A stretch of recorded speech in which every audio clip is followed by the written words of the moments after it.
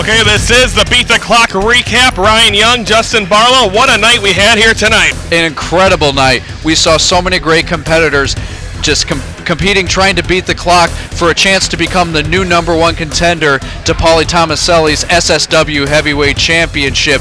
The first match we saw Colin Cambridge taking on REMY RAINZ. This match was not a part of the... Oh, come on. We're trying to do a recap.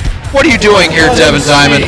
Okay, I'm going to interrupt your recap for just 1 second with some news flash, breaking news. Okay. We just got screwed tonight. Pauly and Dave Rydell were not ready for that match, and you know what? That's fine. It doesn't matter who it is, whether it's Marshe Rockett, Shogun, Chris Logan, doesn't matter. Put him up, Pauly will knock him down. And you know what? If Pauly doesn't knock him down, Dave Rydell sure as hell will, because he's still got his title match at any time via the Lords of the Ring tournament. That's all I've got to say to you two jabronis, so kiss my booty. I'm afraid there isn't enough lipstick in the world. I heard that. Again, let's talk about some of the numbers tonight. You saw first, REMY RAINZ won at 9 minutes, 23 seconds. That was the first one to beat. Right. We also need to mention, though, that match was not one of the drawn matches.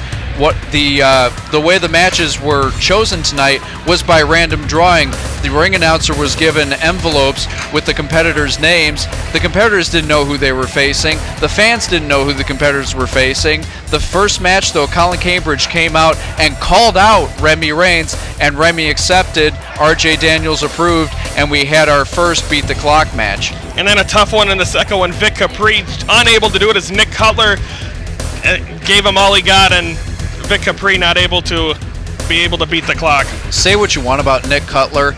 I admit it. I'm surprised he was able to hold off the ice pick for that 9 minutes, 23 seconds. Obviously, he was disappointed that he couldn't beat the clock either. But honestly, props to Nick Cutler for holding off a man like Vic Capri, who was so close so many times to regaining that #1 contendership.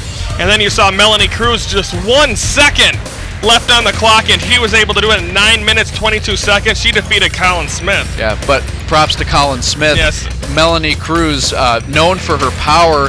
Colin Smith really was able to take her off her feet, really worked on that left knee of hers. We saw him a few times wrap that knee up in the ropes. He used the post, really trying to take the pegs out of Melanie Cruz so she couldn't get to her feet and use the power against him. But like you said, by the skin of her teeth, Melanie Cruz at 9 minutes, 22 seconds, 1 second less than REMY RAINZ time at 9:23. Melanie Cruz then becomes the Beat the Clock leader. And then I think an upset. Matt DEWAR able to beat Yabo, the Clown. 7:45, he was the new leader at that point. And that was going to be a hard time to beat at that point, because say what you want about Yabo, the guy can wrestle, and his mind games really get into his opponent's head. So Matt DEWAR, just being a pure athlete, should have been able to put someone like Yabo away, you would think. But Yabo kept at him for almost 8 minutes until DEWAR was finally able to put him away due to a countout. Yes, forgot to mention that as well. And then you saw Shane Fury against William Jacobs. That ended with time running out, so we saw neither one of them. And then you saw Shogun against JP. What was it? The first one, he got him in 23 seconds? 23 seconds, 28 seconds, yeah, something like that.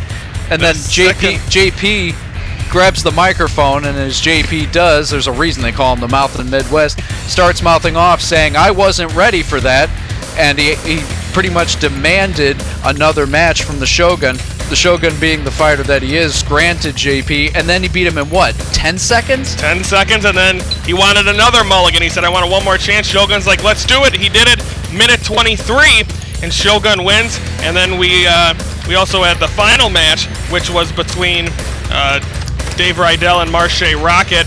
That eventually ended up in a tag team match against Pauly Thomaselli and Dave Rydell. Shogun came out and helped. So that was a good match as well. As you saw Shogun get a win over Pauly Thomaselli.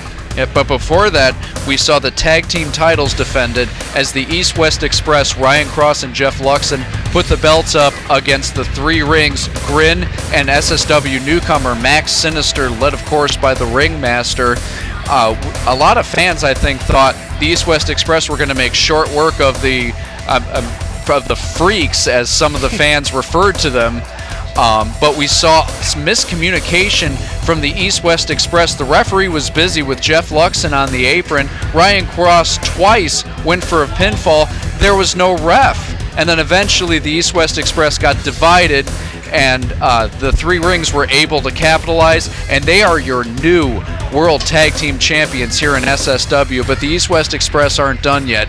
They called in their rematch clause for March 15th, Headlock on Hungary, and they said they have someone coming to neutralize the ringmaster. And also the ringmaster said that he could use any of his three rings, so only time will tell. Also, it looks like the heavyweight title will be on the line at Headlock on Hunger March 15th, as it'll be Pauly Thomaselli defending against the #1 contender, Chris Logan. And I think Logan's got the big advantage right now in the momentum going into that match. He's got a lot of momentum. First he scored 3 wins in one night, all those over JP in the Beat the Clock challenge. And then our main event, an impromptu tag match, Dave Rydell and Pauly Thomaselli taking on Marshe Rockett and Chris Logan. Chris Logan was able to pin Pauly Thomaselli, so you got to imagine that's got to be just devastating to the morale of Camp Diamond. We had Devin out here earlier making excuses, as he does, but Chris Logan going into Headlock on Hunger with a ton of steam.